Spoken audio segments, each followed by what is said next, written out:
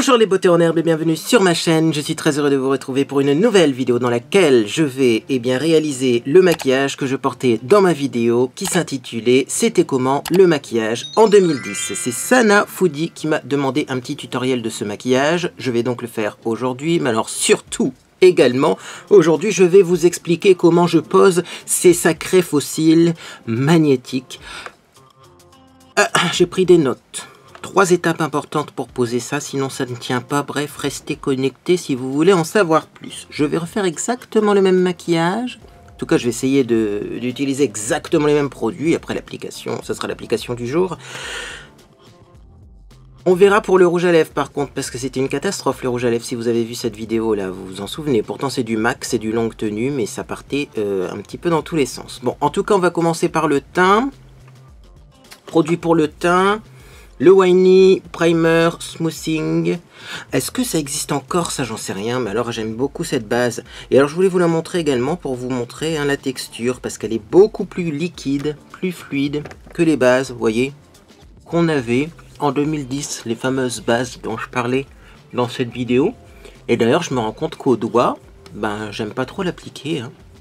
J'arrive pas à l'appliquer au doigt, cette base. Il vaut mieux que je l'applique au pinceau parce que, ouais, ça glisse pas comme les bases de l'époque, hein. Je vous le dis, je vous le dis. Alors je l'aime bien cette base parce qu'elle matifie bien. Elle flotte un petit peu, mais c'est pas les bases de l'époque. Du coup, je prends mon pinceau à fond de teint. Sachez que mon pinceau à fond de teint est humide parce que je viens de le laver. Mais pour certains produits, vous allez le voir ensuite, hein, surtout pour le fond de teint que je vais utiliser aujourd'hui, parfois utiliser un pinceau humide ou une éponge humide, eh bien c'est une bonne idée. Voilà. Et pour cette base, eh bien sachez que même si ça doit être à base de silicone, j'arrive mieux à l'appliquer également avec un pinceau humide. Alors je vais pas en mettre beaucoup de la base parce que je n'ai pas besoin d'avoir un maquillage très longue tenue. Bon, on va fermer la petite base et on va mettre le fond de teint. Et donc vous allez comprendre pourquoi je prends un pinceau humide pour appliquer ce fond de teint. Tout simplement parce que je vais utiliser le fond de teint à base d'eau. Que voici, le fond de teint de chez Aldi. Le Aqua Complete. Eh oui, fond de teint Aqua Complete de chez Aldi, couleur porcelaine. Et à chaque fois que j'utilise ce fond de teint, eh bien j'ai des bons retours en commentaire. On me demande, mais est-ce qu'on peut avoir un tutoriel? Vous voyez, il n'y a pas besoin de mettre cher dans les produits pour avoir du résultat. Par contre, agitez-le bien, parce que Aqua Complete, comme son nom l'indique, il y a beaucoup d'eau dedans. Hein. C'est pas un fond de teint très gras, c'est pas un fond de teint très siliconé. Et également, eh bien c'est bien de prendre un petit pinceau comme ça humide, pour que le fond de teint ait le temps de bien s'appliquer avant qu'il soit sec. Oui, parce que par contre, une fois que l'eau s'est évaporée, le fond de teint est sec et ça tient, je vous rassure tout de suite. Hop, alors, un petit coup sur le front. Je ne vais pas faire un teint très couvert, parce que dans la vidéo, je n'avais pas un teint très couvert. En même temps, en ce moment, j'ai une plutôt belle peau. On m'a également demandé en commentaire de faire ma routine visage du moment quand je fais un gommage, un masque, etc. Parce qu'effectivement, je ne fais plus vraiment de gommage, mais je fais un gommage nettoyage 2 en 1. Peut-être que je vous préparerai ça pour vous montrer aussi comment fonctionne le fameux I Got a Peeling de chez Action. Si vous voyez pas de quoi je parle, allez voir ma vidéo précédente, c'est un haul Action. Je crois même que oui. Et 2 vidéos en arrière, hein. C'est pas vraiment la précédente. Voilà, donc j'applique le fond de teint. C'est un fond de teint qui aime bien être tapoté aussi, hein. Clairement, c'est pas aussi facile d'application que les fonds de teint à base de silicone, on est d'accord. Le gros avantage, c'est qu'on le sent pas sur le visage du coup. Comme c'est à base d'eau, on a l'impression de ne rien porter. Je pense qu'une fois qu'il est sec, il reste que les pigments sur le visage. Il n'y a plus d'autres textures, d'autres matières. Bon, il doit sûrement y avoir des corps gras quand même et un peu de silicone peut-être, hein, mais beaucoup moins que dans les autres. J'avoue que j'ai pas la compo, ou je ne l'ai plus plutôt, parce que j'ai plus l'emballage. Et que souvent les compos sont sur les emballages. Voilà. Je trouve que c'est bien comme ça.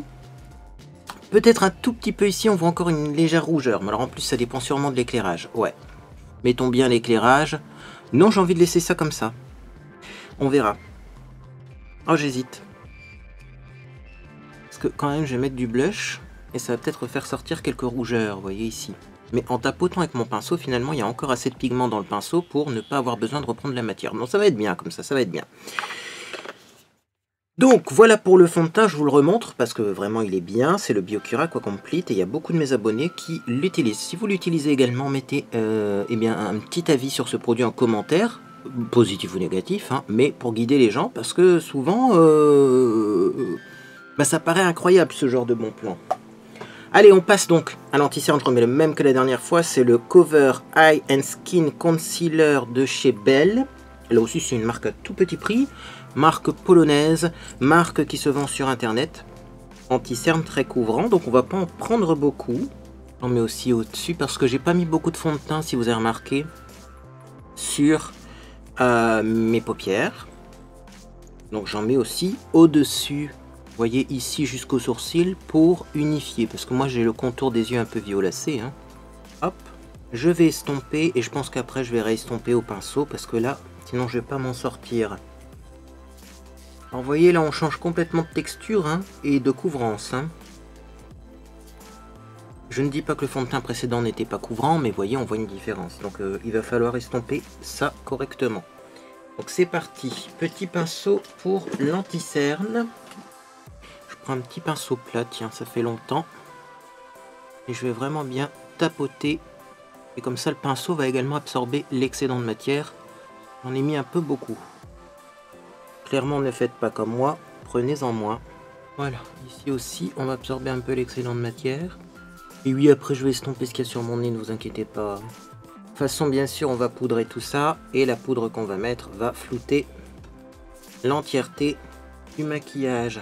Eh, ça estompe bien avec ce pinceau, dis donc, je me rends compte, cet anti-cerne. Je sais pas si vous avez remarqué la même chose, mais il y a certains produits qui sont compatibles avec certains pinceaux. Et certains produits qui ne sont pas compatibles avec certains pinceaux. Je vais en mettre un petit peu ici. Voilà. Parce que dans les creux, là, souvent, ça migre. Et comme je vois que ça s'estompe très facilement avec ce pinceau, eh ben, j'en profite. Vous voyez. Clairement, ça va être un maquillage rapide. Hein. Bon, là, je vais prendre donc la poudre. J'ai préparé mes produits pour que ce soit plus rapide. Poudre libre. Alors, poudre libre, Imagic, pas en quantité industrielle, clairement, j'en prends pas beaucoup. Surtout, je vais poudrer les gels du nez, le contour des yeux, bien sûr la zone T, parce que là, ben, ça brille hein, souvent, voire même chez moi, ça transpire. Voilà. Et je vais quand même poudrer un petit peu mes joues, mais plus légèrement. Pourquoi? Parce que si je ne poudre pas, j'ai du mal à mettre mon blush. Le blush glisse moins et ça fait des traces. Donc, un petit peu comme ça, mais...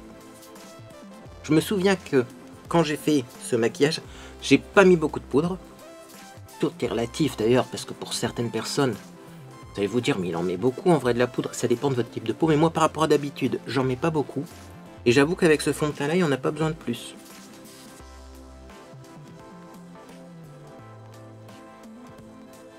Et voilà le teint frais que ça donne. Si il s'appelle Aqua Complete, le fond de teint, c'est parce que c'est pas gras, c'est aqua, quoi, c'est aqueux. Donc pas besoin de beaucoup de poudre. Voilà. Alors, on va passer à la suite. Je me souviens plus très bien si j'avais mis de la base à paupières pour faire ce maquillage, mais ne vous inquiétez pas, j'ai la liste dans mon téléphone. Et donc effectivement j'avais mis de la base à paupières et donc aujourd'hui je vais mettre l'après d'ombre à paupières de chez Photofocus de Wet n Wild. Alors la dernière fois j'avais mis la base à paupières Milani Eyeshadow Primer, mais je la garde pour les grandes occasions parce que c'est ma base préférée de tous les temps. Et que clairement, avant on la trouvait pour pas cher sur Amazon, et maintenant le prix a vraiment explosé, c'est-à-dire que pour le prix de la base Milani, vous avez une Primer Potion ou Shadow Insurance chez Sephora. Hein.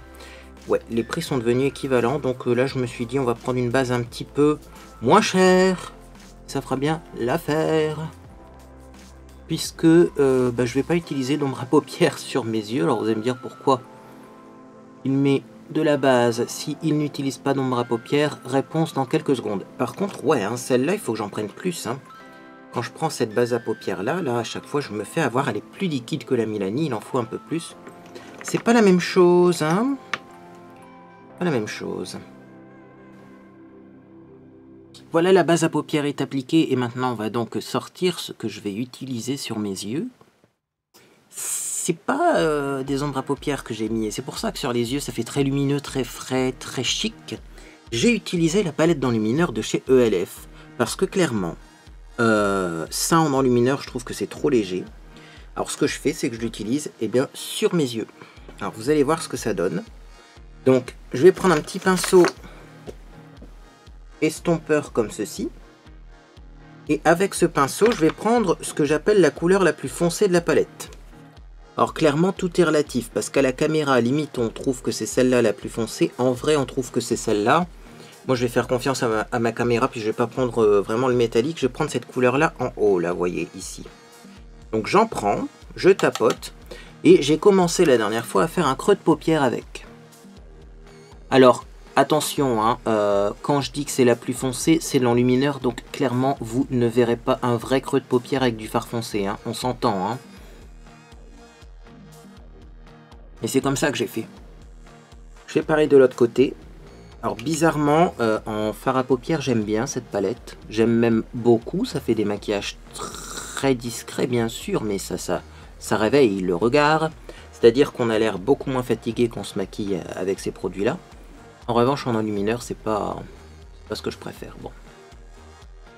Donc, petit creux de paupière comme ça. On essaye de faire en sorte que ce soit à la même hauteur des deux côtés, parce que même si c'est des couleurs très claires et très lumineuses, on les voit. Ce que j'ai fait ensuite, c'est que j'ai pris le blanc avec le même pinceau. Donc c'est un blanc vraiment pailleté, là, pour le coup. Que j'ai mis au niveau de l'arcade. Comme ça, ça fait déjà un premier dégradé et on voit clairement que là, c'est pas la même couleur que là. Vous voyez, ça se voit même à la caméra. Donc du plus clair avec du blanc ici. Donc là aussi, je vais bien travailler pour que ce soit symétrique. D'ailleurs, si vous vous demandez où on peut avoir ça, je vous mets un lien dans la boîte de description. Comme d'habitude, ne vous inquiétez pas, vous aurez toutes les références avec des liens. Voilà, j'ai envie d'en remettre encore un petit peu là du blanc. Partout, ça me semble un peu plus foncé. Et alors, sur la paupière mobile, eh bien là, je prends un pinceau plat et je vais prendre une des couleurs du bas. Clairement, je crois que j'ai pris la couleur la plus colorée, c'est-à-dire le orangé là. Parce que je me suis dit, tiens, du orangé, ça peut être pas mal en paupière mobile. Alors j'en prends pas mal, hein. J'en prends une bonne quantité. Parce que malheureusement, c'est pas très pigmenté. Et voilà, je mets ça en paupière mobile. Alors clairement, il y a 3 couleurs, mais c'est très subtil. Moi, personnellement, je vois qu'il y a plusieurs couleurs. Mais si vous regardez rapidement comme ça de loin, il est possible que vous pensiez que j'ai qu'une seule couleur sur la paupière. Sauf que si j'avais vraiment mis une seule couleur sur la paupière, ça aurait fait plat et moche. Là, ça ne fait pas du tout plat et moche. C'est-à-dire que ça fait uniforme tout en gardant du relief. Et ça doit être ça l'effet qui est bien très joli et surtout pas facile à reproduire, parce que si vous faites ça chez vous et que vous n'avez pas cette palette, vous pouvez essayer avec plusieurs enlumineurs de couleurs différentes, mais je suis pas sûr qu'on va avoir le même résultat. Il y a des enlumineurs qui peuvent être plus foncés que ça, plus colorés que ça. Là, je vous l'ai dit, cette palette-là, elle est pas très pigmentée. Et du coup, eh ben, ça nous permet d'avoir ce résultat-là. Alors, au coin interne, il me semble que j'en avais mis un peu également. Laquelle couleur ai-je mis? J'en sais rien. Je vais prendre cette couleur-là. Ça, c'est un peu quelque chose que je fais depuis très longtemps, hein. Le petit coup de frais au coin interne, surtout que je suis fatigué en ce moment. Changement de saison, mes amis. Bref, et voilà eh bien, ce que l'on obtient sur les yeux. Et c'est fini pour le maquillage des yeux. Alors maintenant, c'est l'eyeliner. L'eyeliner qui va vous intéresser, l'eyeliner magnétique pour poser les fossiles magnétiques. Je prends donc mes notes, parce que j'ai pris des notes. Alors, on me dit, ces fossiles-là, je les ai achetés, je vais les mettre à la poubelle, je ne sais pas m'en servir. Comment on fait? Ça tient pas chez moi. Bon, première chose, voilà le petit kit. Nous allons prendre l'eyeliner et nous allons l'agiter. Est-ce que c'est marqué agiter le liner sur l'emballage? Je sais même pas. Mais ce que je sais, c'est qu'il est très liquide et que forcément, s'il y a des pigments métalliques, eh bien il vaut mieux bien les mélanger. Sinon vous avez les pigments qui sont tout au fond du flacon et c'est pas sûr qu'il y en ait suffisamment sur la brosse. Donc première astuce, moi j'agite l'eyeliner. Deuxième astuce pour la pose de cet eyeliner, il ne faut pas essorer le pinceau. J'ai remarqué que si vous mettez une couche trop fine en épaisseur ou bien trop fine en couche, dans l'épaisseur dans ce sens-là et dans l'épaisseur en profondeur, si vous en mettez pas assez et que c'est trop fin, clairement, ça ne fonctionnera pas. Donc là, j'ai pas du tout essoré le pinceau et donc je pose ça, tac, aura des cils. Si le trait est moche, c'est pas du tout grave. Parce que vous le savez, on est là pour partager nos astuces. Et là, moi, j'ai vraiment une astuce pour cet eyeliner. Donc, j'ai mis l'eyeliner en couche épaisse. Alors clairement, si le trait est trop fin, ça ne fonctionnera pas non plus. Il faut que le trait soit épais et que la couche soit épaisse. Voilà. Et on n'hésite pas à repasser un petit coup si on voit qu'il y a des endroits où ça, je sais pas, si vous sentez qu'il manque un peu de matière à certains endroits, vous en remettez un petit peu. Alors, faut juste faire attention de ne pas en mettre sur les cils. Donc moi, j'enlève ce que j'ai sur les cils. Et alors là, clairement, on nous dit qu'il faut attendre 30 secondes pour qu'il soit sec. Que nenni, messieurs, dames, il faut attendre plus de 30 secondes.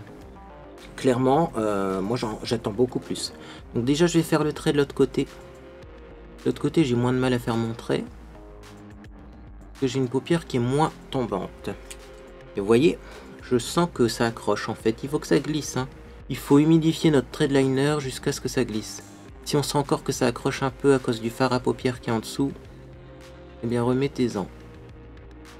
Donc on continue. Alors, on va essayer de ne pas en mettre trop sur les cils par contre. Voilà. Et voilà. Je vais me répéter, mais vraiment si le trait est moche, c'est pas grave. Voilà. Là, il est vraiment moche le trait, et ben ça tombe bien. Ça va me permettre de vous montrer l'astuce suivante. Je vais quand même en remettre encore ici. Voilà. Alors, qu'est-ce qu'on fait maintenant? On met du mascara. Clairement, mettez du mascara avant de poser les faux cils, parce que si vous mettez du mascara sur les faux cils, après il faudra bien les nettoyer et j'ai peur que les aimants se détachent. Si vous voulez que vos faux cils durent plus longtemps, mettez le mascara maintenant. Mascara toujours le Better Than Sex. N'en mettez pas 3 tonnes, ça sert à rien, vous allez mettre des faux cils. Là c'est juste pour colorer les cils. Hop, vous voyez. J'en mets un petit peu pour que mes cils soient colorés, mais je vais même pas trop en mettre, sinon mes cils vont être trop recourbés. Bon, après ce mascara là ne recourbe pas beaucoup, mais vous voyez que ça peut donner avec un mascara qui recourbe et on va avoir du mal à poser les faux cils.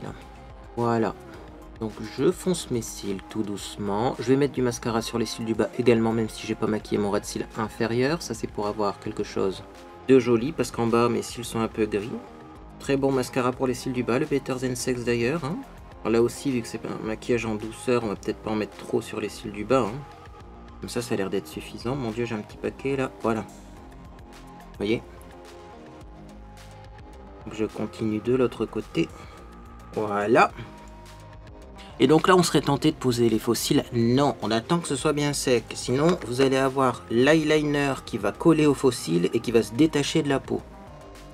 Et donc ça va pas tenir. Il faut que l'eyeliner colle à la peau et que le faux cil soit aimanté. Et non pas que l'eyeliner aimanté soit collé au faux cil et qu'il n'y ait plus rien qui adhère à la peau. D'ailleurs je m'en suis mis partout de l'eyeliner. Très difficile à démaquiller, je tiens à le préciser. Donc du coup qu'est-ce qu'on fait? Eh bien on va faire ses sourcils pendant ce temps-là. Ça va encore laisser un petit peu le temps à l'eyeliner de sécher. Donc le gel à sourcils c'est le Imagic que j'avais mis dans cette vidéo. La liste des produits est disponible en description. J'avais fait des sourcils comme ça. Clairement, c'était un maquillage que j'avais fait un petit peu rapidement, parce que j'avais pas le temps. Alors moi, souvent, quand j'ai pas le temps, je fais maquillage très léger sur les yeux et beau rouge à lèvres, parce que comme ça, je me dis, bah tiens, ça fera un maquillage chic, élaboré, mais sans que je passe 3 heures à estomper mes fards sur mes yeux. Et des fois, eh ben, ça fait son petit effet, du coup, on me demande les tutos. Alors, je vous montre un exemple de maquillage comme ça. C'est vrai que c'est plus trop la mode de ne pas maquiller ses yeux, ou très peu, parce qu'il faut toujours mettre un petit truc sur les yeux, c'est toujours plus joli, mais... c'est plus vraiment la mode de très peu maquiller ses yeux. et de me maquiller beaucoup la bouche. Donc bon, bah, je vous montre ce que ça donne. Alors, clairement là, on est en train de faire du carnage avec ce gel à sourcils, ce qui n'est pas grave puisque une fois qu'il sera sec, on pourra facilement corriger. Bien, alors clairement, après avoir fait les sourcils, les gens vont me dire c'est bon, on peut mettre les fossiles. Toujours pas, faites tout ce que vous avez à faire ailleurs. Les fossiles, c'est vraiment la dernière étape pour être sûr que ce soit bien sec. Donc, je vais prendre mon rouge à lèvres qui s'appelait donc le Retro Matte Lip Color Dance With Me. Je crois que c'est celui-là que j'ai mis, oui. Très facile à appliquer, le problème c'est la tenue quoi. On voit que c'est du pro, hein, c'est du MAC. C'est bien pigmenté, mais je trouve qu'il tient pas bien. Voilà pour le rouge à lèvres, et là aussi comme d'habitude, on n'arrive jamais à avoir un rouge à lèvres parfait du premier coup. Donc on reprend l'anti-cerne. Et si vraiment on veut des bords bien nets, eh bien on va prendre un petit pinceau plat comme ceci, et on va redessiner les bords. Et en plus, comme le bord des lèvres va être un petit peu plus clair, on va vraiment avoir l'impression d'avoir des lèvres plus pulpeuses. Vous voyez le dessin que ça fait. Alors on peut faire la même chose au-dessus, mais moi je trouve qu'au-dessus c'est bien dessiné. Et vous voyez, on obtient rapidement un dessin très joli. Est-ce qu'on peut poser les fossiles? Toujours pas. On va mettre le blush tant qu'à faire. Il est là. Donc c'était mon fameux blush que j'aimais beaucoup, que j'avais mis dans cette vidéo. Il s'appelle Blusher Velvet Blush. Je vais vous montrer, mais c'est sûr ça ne se vend plus du tout. Désolé, mais bon, il y a des moments où il faut que j'utilise quand même les produits que j'aime bien, même s'ils ne se vendent plus. Donc je vais prendre un petit pinceau blush. Celui-ci est un peu trop dense. Les pinceaux blush, prenez des pinceaux assez souples. Celui-là j'aime bien. Parce que si vous prenez un pinceau trop dense, le problème c'est que ça fait des taches. Et voilà, hop, j'effleure mon visage. Et vous voyez, il est tout joli ce blush. Tout doux. Et tout joli. Voilà pour le blush. Alors moi j'en mets pas mal parce que j'ai un rouge à lèvres rouge, vous dosez comme vous aimez. Et là on peut poser les fossiles, même si c'est pas la dernière étape. Oh mon dieu, qu'est-ce qu'on va faire après? Non, bon, c'est pas l'enlumineur en haut des joues, je pense pas que j'en ai mis la dernière fois. Je vais donc vous proposer une pose de fossiles avec l'eyeliner magnétique. Autant vous dire que déjà pour commencer, moi la pince je ne l'utilise pas. Parce que c'est une pince métallique et que les fossiles sont magnétiques. Donc clairement, ça se colle à la pince, c'est pas pratique. Je vais donc prendre un petit comme ça fossile avec mes doigts. Et alors l'astuce c'est de le prendre. Normalement, vous voyez, vous pouvez bien l'assouplir comme ça, vous voyez, en faisant des petits va-et-vient, mais ça c'est déjà fait. Parce que moi ça fait un petit moment que je les porte, donc ils sont déjà assouplis. Et alors l'endroit où je vais le poser en premier, c'est le coin externe. Donc je mets le premier aimant du coin externe, puis ensuite tac tac tac tac tac, le reste s'aimante tout seul. Et voilà. Et là c'est posé. Et moi je sais pas quoi vous dire de plus parce que c'est posé en 2 secondes. Alors après on peut, comme l'eyeliner est bien sec, décoller, et vous voyez que ça tient bien, hein, parce que c'est resté collé de chez collé. Vous voyez, on peut décoller et le repositionner pour bien mettre le fossile au coin interne. Voilà. Et c'est posé. C'est posé, mais c'est moche. Mais c'est pas la dernière étape. Je vais déjà mettre le deuxième. Vraiment, si vous mettez beaucoup d'eyeliner, hein, d'ailleurs j'en ai mis beaucoup d'eyeliner, j'ai les doigts tout sales. Hein, et si vous laissez bien sécher, du coup, comme vous avez une couche bien épaisse, il n'y a pas de raison que ça tienne pas, ces fossiles. Hein. Par contre, je vois que les aimants commencent déjà un petit peu à se décoller de la frange. Donc moi, ils sont sur leur fin de vie. En même temps, je les ai déjà bien posés. Hein, parce que là, je les ai portés longtemps. Donc toujours, faites bien attention. Vous le mettez au coin externe d'abord. Et le plus externe que vous pouvez. Parce que sinon, j'ai remarqué, au coin interne, c'est désagréable, c'est pas confortable. Alors, mettez-le aussi au plus au ras des cils que possible. Et vous voyez, ce côté-là, c'est un petit peu plus galère parce que j'ai mis moins d'eyeliner. Le trait, il est plus fin. Donc, ça galère un petit peu. Mais on y arrive quand même. Hein. Et voilà pour la pose des fossiles. Moi je sais pas quoi vous dire de plus parce que chez moi j'appelle ça les fossiles automatiques. Ça se pose tout seul. Par contre c'est vrai que comme j'ai mis beaucoup d'eyeliner, on voit vraiment 2 lignes très foncées en ras de cils. Alors soit on reste comme ça avec son trait d'eyeliner et on essaye de faire des traits d'eyeliner dans ces cas-là un peu plus jolis. Mais moi j'ai une astuce. Je vais reprendre le pinceau plat du début. Le fard orangé qui n'est pas un fard, qui est un enlumineur mais orangé que j'ai pris ici. Je vais en prendre sur mon pinceau. Je vais extrêmement bien tapoter mon pinceau, parce que vraiment là, il ne faut pas qu'il y ait de chute. Hein. Il faut bien tapoter. Et je vais passer ça sur mon liner. Limite, si vous ne vous sentez pas en confiance, vous pouvez prendre un pinceau plus petit. Moi, c'est ce que je vais faire, parce que là, j'ai l'impression que ce pinceau-là, il est trop gros. Donc, je vais prendre un pinceau plus précis. Petit pinceau crayon. Je reprends beaucoup de matière. J'en prends beaucoup parce que je tapote beaucoup également. Et donc c'est parti, on va mettre ça sur le trait de liner pour le flouter en fait. Même au coin interne. Alors, vous en mettez sur la peau, vous n'en mettez surtout pas sur les cils. Parce que sinon les cils, qu'est-ce qu'ils vont faire? Ils vont être tout grisâtres et ça va être moche. Et là, on est en train d'estomper notre trait de liner et le rendre presque invisible. Donc je vais en remettre encore un petit peu pour bien vous montrer la différence entre les deux côtés, parce que là je vois qu'au coin interne il en manque. Voilà. Et là vous allez voir la différence entre ici et là. Là on a un gros trait de liner qui est brut. Là on voit beaucoup moins le trait de liner. Et c'est ça l'astuce en fait. Alors moi j'ai essayé de mettre du fard à paupières directement sur le liner. Avant de poser les faux cils, je me suis dit c'est magnétique, ça devrait être magnétique à travers du fard à paupières. Le fard à paupières, ça se met en couche très fine. Et clairement, un aimant, si vous mettez une feuille de papier, ça reste aimanté. Hein. Eh ben, grave erreur, ça ne fonctionne pas. Sachez-le, vous ne pouvez pas faire cette technique en mettant d'abord la poudre sur le liner et poser les faux cils après. Les faux cils ne tiennent pas. Et comme ça, si votre trait de liner il dépasse, si votre trait de liner il est moche, eh ben vous vous en foutez parce que vous recouvrez le liner avec du fard à paupières et ça fait un liner beaucoup plus doux. Alors moi j'en mets beaucoup parce que j'ai pas un fard à paupières très pigmenté, je vous rappelle, c'est des enlumineurs. Et je vous rassure, avec un fard à paupières de pigmentation classique, eh ben, on n'a pas besoin de repasser un grand nombre de fois. Et alors également j'en mets sur le liner, mais bien sûr sur la bande noire des faux cils. Vous allez le voir, il y a une bande noire. Hein. Quand vous posez ces faux cils, eh bien j'en mets également dessus. Et voilà. Bon, le rouge à lèvres, je ne l'ai pas mis aussi bien que dans ma vidéo précédente. Clairement, si c'était pour vraiment me maquiller pour sortir ou quoi, je retravaillerais un peu le rouge à lèvres. Mais comme je sais que c'est un rouge à lèvres qui tient pas de toute façon, et qui migre beaucoup dans les commissures, c'est déjà en train de migrer là, je vais pas me prendre la tête. Et voilà pour le maquillage. Voilà, le maquillage que j'ai fait la dernière fois. Je donne un petit peu de volume dans mes boucles, et puis ben, on est bon, hein. On est bon. Voilà.